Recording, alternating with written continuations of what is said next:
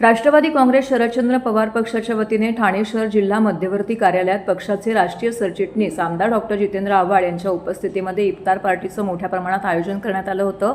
या इफ्तार पार्टीस ठाणे शहर जिल्हाध्यक्ष मनोज प्रधान, महिलाध्यक्ष मनीषा भगत, ठाणे महानगरपालिकेचे विरोधी पक्षनेते नगरसेवक अशरफ पठाण, युवक अध्यक्ष नगरसेवक अभिजित पवार, अल्पसंख्याक सेलचे मोहम्मद मुफ्ती अशरफ यांच्यासह शेकडो मुस्लिम, हिंदू, शीख, बौद्ध, ख्रिश्चन बांधव मोठ्या संख्येने उपस्थित होते।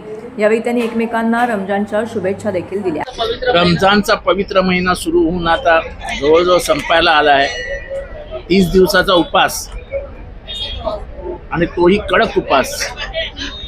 पाणी न पिता 30 दिवस काढणं हे सोपं नाहीये आणि देवाची प्रार्थना करणं याच्यातच हा महिना मुस्लिम बांधव आपले इस्लाम धर्मीय घालवतात।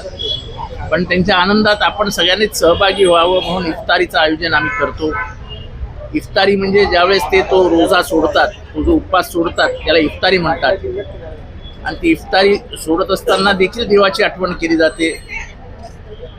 आणि आता सगळ्यांनी एकत्र येऊन देवाकडे शांतीची प्रार्थना करणं हे खूप गरजेचं आहे। देशभरात जगभरात जे वातावरण आहे त्याच्याने हे जग आता तिसऱ्या महायुद्धाकडे चाललं की काय असं वाटायला लागलंय। त्याच्यापासून वाचवण्यासाठी सगळ्या मानवजातीने एकत्र येण्याची गरज आहे। आणि म्हणून हा रोजा हा रमजानचा महिना खूप महत्त्वाचा आणि त्यातनंही इफ्तारी म्हणजे रोजा सोडण्याची वेळ ही पण देखील खूप महत्त्वाची असते। आम्ही सगळ्यांनी मिळून आज ती साजरी केली।